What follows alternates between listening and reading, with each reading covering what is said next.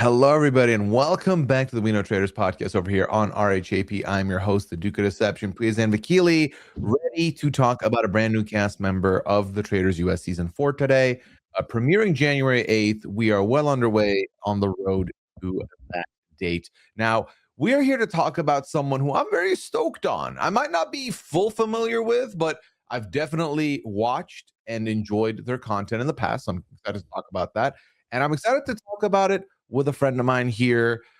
You will know him one of two ways, either as a Survivor 45 contestant or as Loki, the heartbeat of RHAP.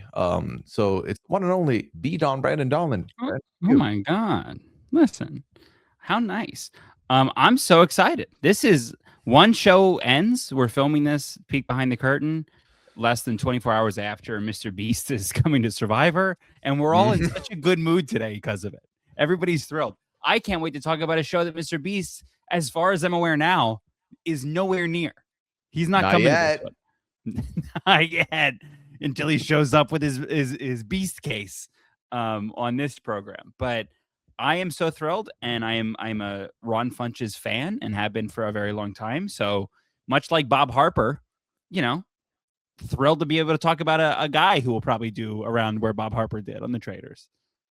Oh, so you don't sound too optimistic. Yeah, on Ron here. Well, it's not even a lack of optimism as much as I'm just so, and I think this really hurt Bob also, which is Bob was somebody that I was the most excited about going into season 3, sans the folks from our shows, the gamers. I Ron Funches and Mark Ballas and Rob Cisternino all in the same place is crazy to me. There are people all different corners. It's like if one of your, elementary school teachers meets your high school teacher meets your college professor. It's like, what are you guys all doing here? I didn't know you knew each other. Crazy. But my biggest concern with Ron is I don't know who he knows here. And I think it helps. Like Bob had met some of the housewives at Bravo events, and that helps. And he's like an affable guy, as Rob seems to be. But Ron is one of, in the, I guess, canonically season 2 to 4, one of the people I think is the most disconnected going into the Traitors castle. And maybe he knows some folks that we're not privy to, but I would bet the under. Yeah, well, it's interesting with Ron because he does come in with as he's a comedian first, and has made many cameos and guest star roles and some starring roles in various TV shows in the last decade. And so he is more from that realm. But I think that what's interesting with him is that he is still, even though he's gone through all those credits, is still very much a people's people, regular guy. He streams on Twitch. He is very big into wrestling. Like there's a lot of different interests he has that he's just vocal about, and just hangs out and does. So I'm very curious, and I think that the mellow vibe that he's gonna bring is gonna be very interesting to look at, especially if you have not seen some of the previews and trailers and promotional material that Traitors has been running.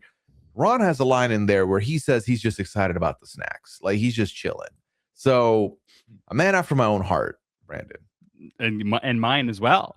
I do think two things on that is, comedy wise, I think all of these shows, whether it's a Survivor or a Traitors, any shows with confessionals benefit times 10 with one funny person. Like the seasons of Survivor that I think are the best, Dave vs. Goliath is my favorite season, largely helped by Mike White, largely helped by Angelina, largely helped by Davey and Gabby and Christian, like all these people who are exceedingly funny.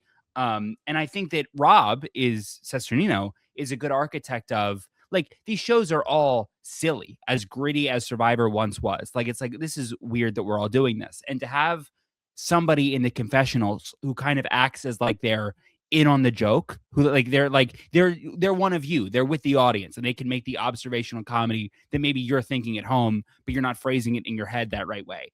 I think the Traitors is the show that needed that the most. Of, you have all these funny people like a Phaedra, but Phaedra's not doing like written material. Like Phaedra's just naturally, not that Ron isn't naturally funny, of course, but Ron does bits. Like Ron can come in with written jokes. And I think this show, from a viewer's perspective, is going to benefit a ton by having Rob there. What I do also think regarding the wrestling and the comedy of it all, I'm sorry, the wrestling and the what is it? Video games. I'm sorry, is that he loves to compete. Like that, both of those things. There's a natural spirit of competition. Mhm. Last couple months, Ron has done Name That Tune on Fox, the competition show, the Jane Krakowski and Randy Jackson vehicle, as well as he, spoiler alert, for the Weakest Link episode that I know if you're listening, you were all going to go watch. Ron won like $80,000 for charity, which is like, I've been watching all the Weakest Link celebrity episodes. It's $60,000 more than anybody else has won. Like Ron Wow. tore it up in the trivia of it all. So this is a clearly like intelligent, really like competitive guy who I wouldn't have picked him as like somebody who I think is super cutthroat, but maybe there's a cutthroatness about him that we just are not privy to watching him on stage.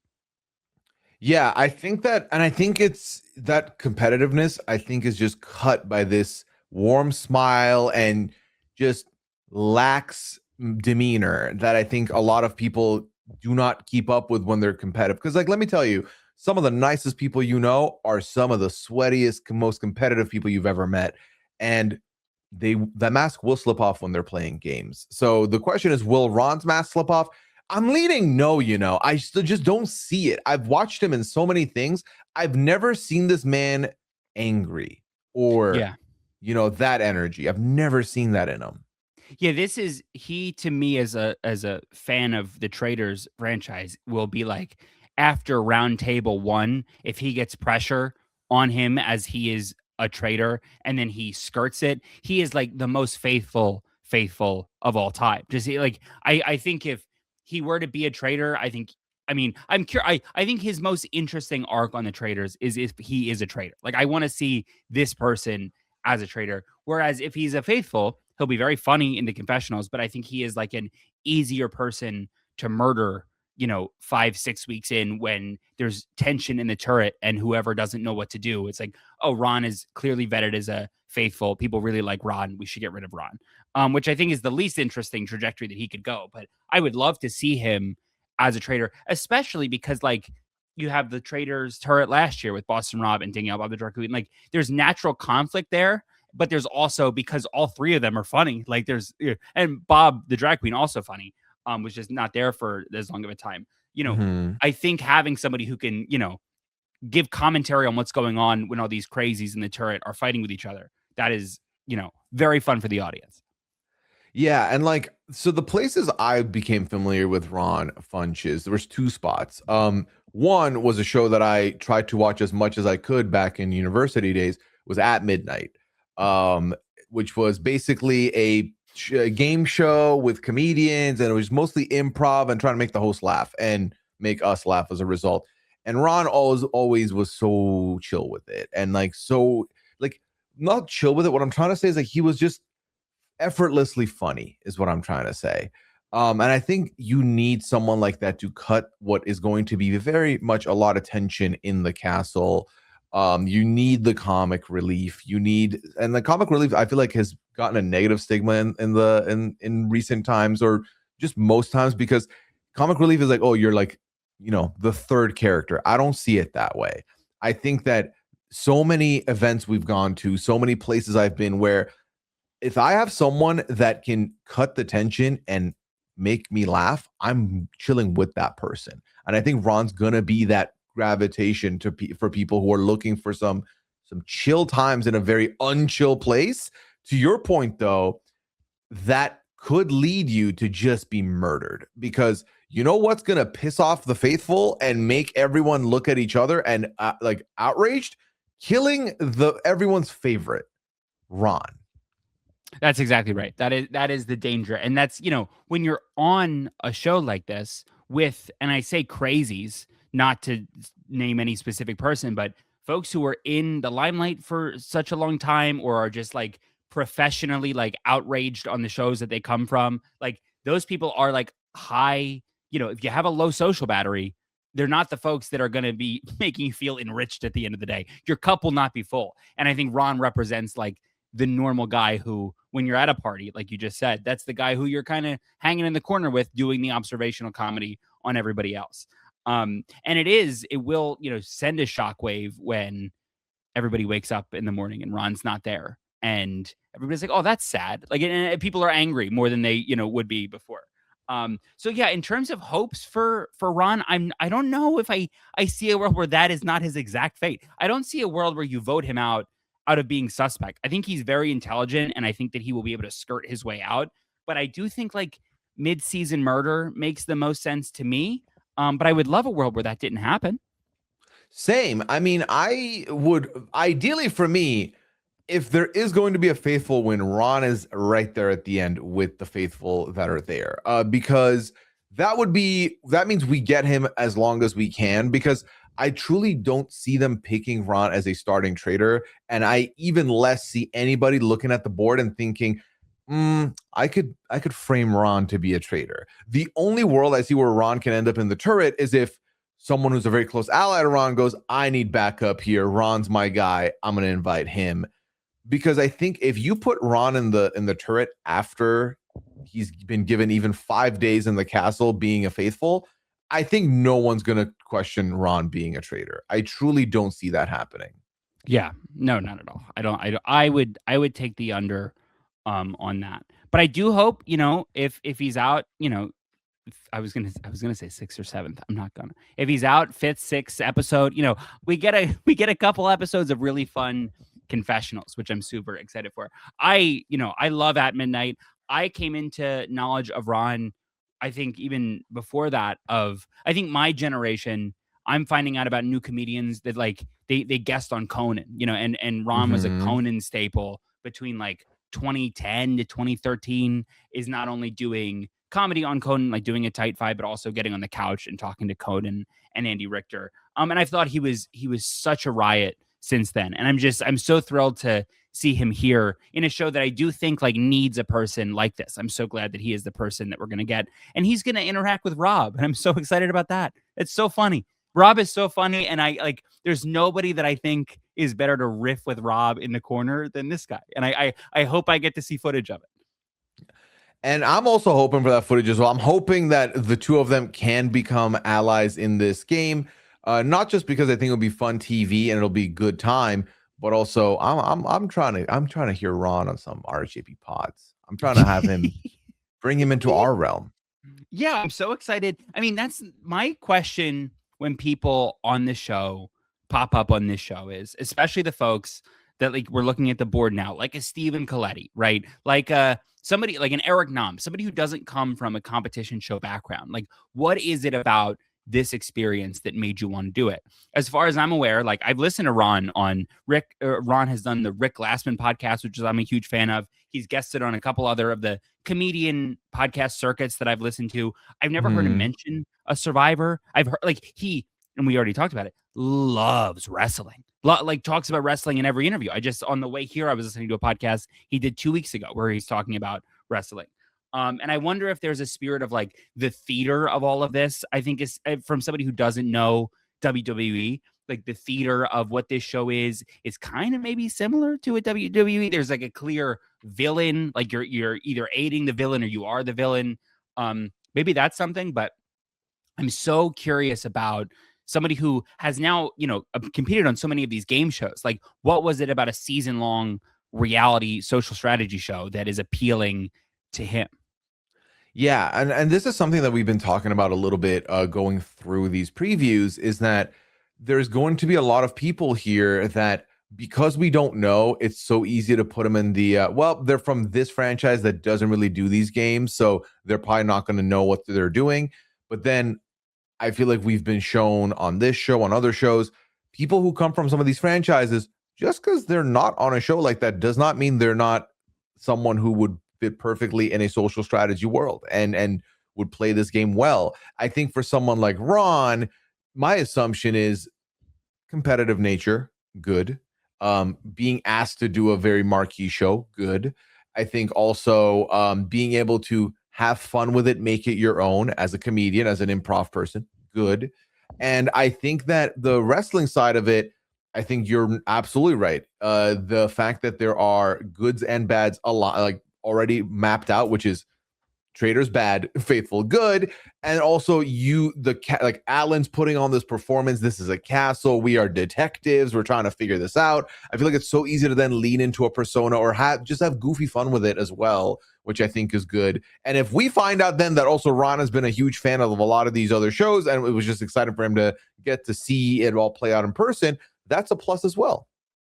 Yeah, I mean, I think there's something so special about the Dylan Efron arc of season 3 that is now transcended into like Dylan Efron's real life, just being he grows up and he loves Boston Rob and he loves Survivor, and now he's Boston Rob's buddy. They're chilling together, and I really like, even like in the shows that we watch, your Survivors and Big Brothers, like the charm of seeing the fans go, like, and I know that we're in the era of too many super fans, but there is a charm to seeing people who like always wanted to, the Suri quote, get up off the couch and like play. Like I see that for Ron, of like, here, like Ron loves video games. He loves 2Game. He loves, there's strategy inherently in all these video games. Like, here's now Ron, you're in Mario Party IRL. Like you're in real life, Mario Party. This is your canvas, so to speak, and you can strategize and make of it what you want. I think that's really special, and a lot of the time leads to really good TV. And I think we have that across the board here, even with some other folks who just, this isn't their realm. Like Kristen Kish is another person that I'm super excited about. From what I know of Kristen Kish, I'm so excited to see her adopt into the game. And they've done a podcast together. Yes. I didn't even know have. that. I didn't do the research. Yeah. That was my one thing that I did find. This was in the summer when the cast got announced, that these two had done a podcast together. So when was this? This is a while ago, to be fair. Let me just look it up for you here. Damn, and I said that Ron wasn't going to know anybody. Ron, if you're listening, dude, 4 years ago. 4 years ago, but still, they did a podcast. That's texting, that's planning, that's texting afterwards saying how good it went. That's a relationship. And Kristen, I do think, is Top Chef on Bravo? Is that right? Is that a Bravo show? Yes. So I guess Kristen Kish has the benefit of maybe having met some of the housewives, and also having met Ron. I would have written Kristen off as being one of the least connected people, but I think she's right up there with a lot of the gamers who all know and have familiarity with each other. She has familiarity with her proverbial side of the non-gamers. Yeah, I think Kristen Kish is someone who's going to be very well, like, interestingly situated here, because from everything I've heard and learned about Kristen, she's going to be a social butterfly as well in this house. And also, if there's some people who are already familiar with her, that'll go a long way. And then if her and Ron link up, I think that's also not a bad spot for Ron either. So this could be a formidable duo we're staring at right here. I could say they could be the winners. And then they're the ones doing the competition show that Dylan and Boston Rob are doing at this moment. A year from now, they have their own YouTube series where they're doing bocce ball, which is something that we're all looking forward to. But I really am so jazzed about the entire group here. I can't wait. And again, our guys, look at all these people that our guys going to be just hanging with. It's crazy. It really is. And I'm very excited to see how it plays out. Now, Brandon, I think we've both spent the last 20 minutes talking about how Ron is just the most easy person to talk to, so friendly, so nice. But who could you see getting under Ron's skin? Who would Ron clash with if you had to pick a couple?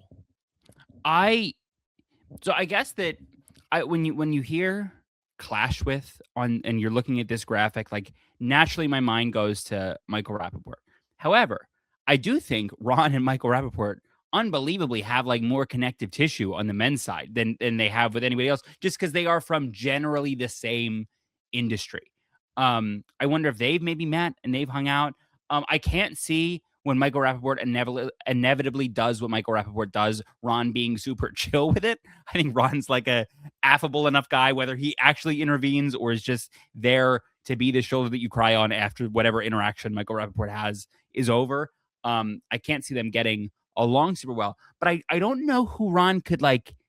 I don't see him being confrontational. Maybe that's a wrong read. Actually, in one of the trailers, he is like gaming hard, and I think he says a line of like, "I think it's you." So he is throwing out names at the round table, presumably. But I can't see a world where he is getting in a full confrontation.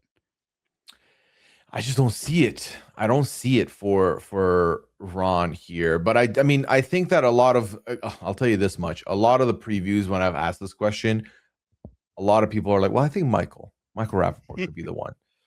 So Yeah. I mean, everyone can't be right, right? Like, Right. surely it's not a 23v1 type thing. So we'll see how many of those guesses are correct.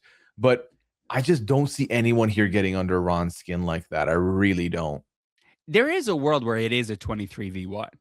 I think we shouldn't underestimate the idea that Michael Rappaport is like a wrecking ball when he gets to the castle, and that everybody unanimously, even if he doesn't go out first, I think there's just a Mhm. world where everybody, every round table until he leaves, is like, are we done? Can we just be done with whatever this is? That is what I'm expecting to happen. Which, not for anything, and not to say that I'm excited to see him on the show, but I think that somebody who is that polarizing, and that polarizing in a negative way, a derogatory way, is an interesting thing for the traitors to then deal with. Because the traitors, why would you ever murder somebody who is causing dissension on the faithful side? I would say, Mhm. I would bet any dollar that I have that Michael Rappaport is not a traitor. Like, I think they put him in there to cause chaos with the faithful front, but there's no reason, unless he gets voted out, what's the reason to ever get him out of the house? The traders are not incentivized to get someone like this out. You're absolutely right. Unless for some reason you are their prime suspect and they're yelling your name out. Then you might want to nip that in the butt, but it might be too late already. And you might just have to sit with it and let them get banished. But I agree with you. This is usually a type of player we will see get slow burn kept in the hopes that eventually in one of these upcoming roundtables, they're going to get banished. Even in the if you're listening to this and you haven't watched the Rob as a Podcast Mafia, that we've now done 2 of them. We did 2 Traitors games previously. The thing that I always think about, in and now I've never played a Traitors game, like, and in Mafia, obviously you're playing around the couch with your friends. So it's nobody's taking it Right. as seriously as I like to take it. But like, when you Mhm. have a faithful or a member of the town who is just clearly not helping, I think it makes sense to just like take the bye week for the mafia, so to speak, and just vote that person out. And I feel like Michael Rappaport is so representative of that thing where he might not have anything helpful to say, and he's just causing people to inner argue. Like, it makes sense to me to just be like, why are we?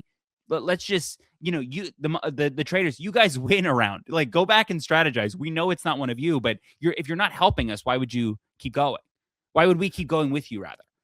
And I think more and more we do hear about this where people will admit to, yep, I'm just going to vote out a bad faithful. I don't even care. Or I'm voting out this person. I don't think they're a traitor, but they're not going to work with me.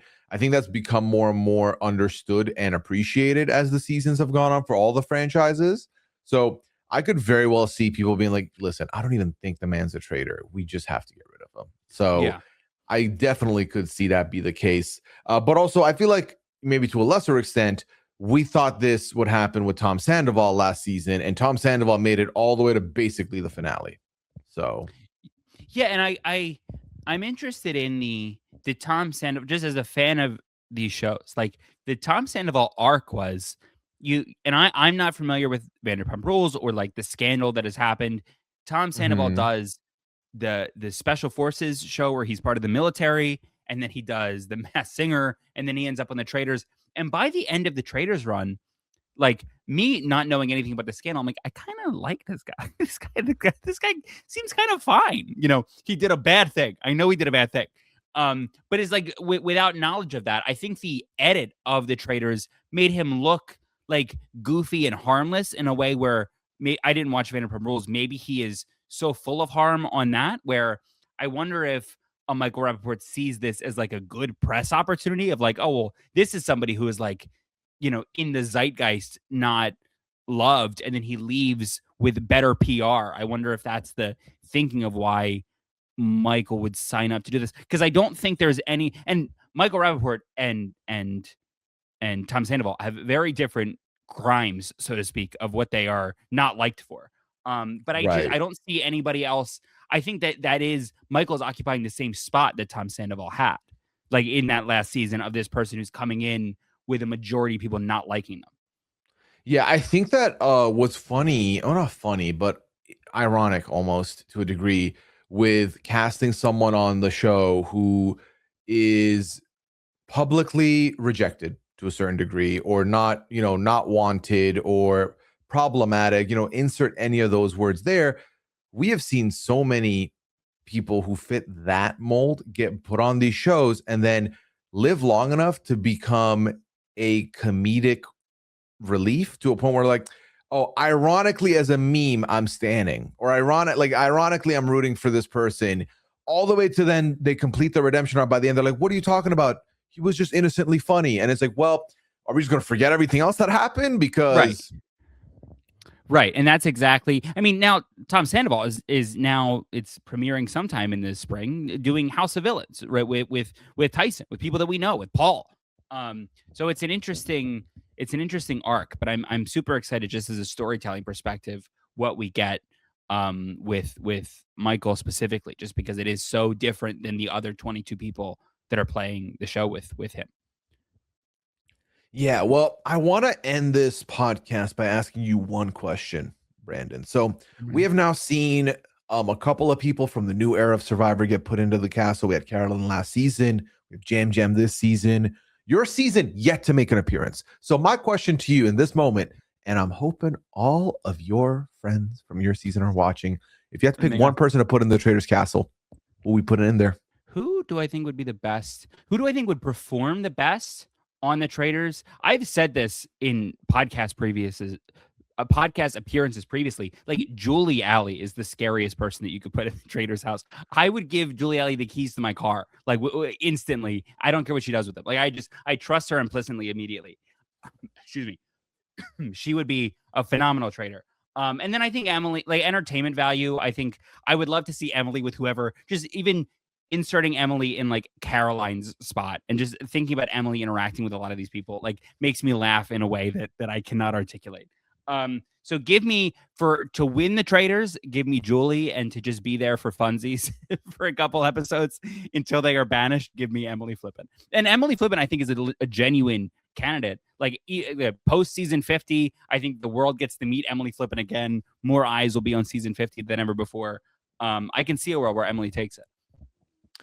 That would be great picks. Great picks. I would be very into that. Yeah.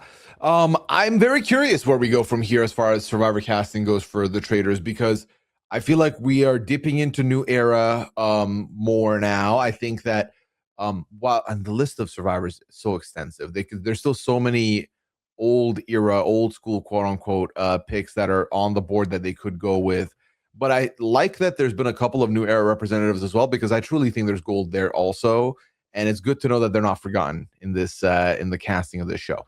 Well, what's interesting is, if you would have asked me 3 months before this cast is out what 3 people from Survivor were going to end up on this, I would have said none of the folks that did. I wouldn't have said, I mean, I would have loved to have seen, I love all of the people that they selected, obviously. One a little bit more.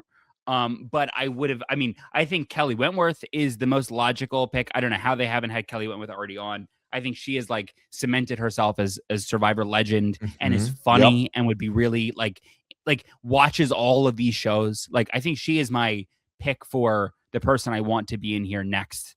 In general from Survivor, I think Tyson also would be phenomenal on here. That it surprises me also that didn't happen. But what I would say is, for the Traitors season 5 that will film in June of 2026, I would expect to see at least one person from 50. Whether that person makes a deep run, could be the Riz God. We don't know. I think that they are going to take somebody who you just watched and throw them in there. Because, I mean, again, like season 50 of Survivor, with everything they're going to do, there's going to be a crazy promotional push. Like, there's going to be more eyes on it than ever. And whoever has like a really standout season, I think that person gets a ticket to the castle with urgency. And yeah, are they there with I mean, again, I think that Kelly Wentworth and unnamed season 50 person, I bet all my money on that. These are good calls. Yeah. I mean, Kelly not being on yet is kind of wild, considering also how present she is on social media when it comes to talking about these shows and the Traitors very extensively. So would love to see that. But yeah, all right. Well, that's everything we've got here for the folks. Brandon, thank you so much for coming on to talk about Ron Funches and then some. let the people know where they can find you if you would like to be found. Fine. Always find me. Brandon Donlon on everything. But really, if you're here, follow the Rob as a Podcast accounts, because I'm doing those and I'm much funnier on those than I am my regular account.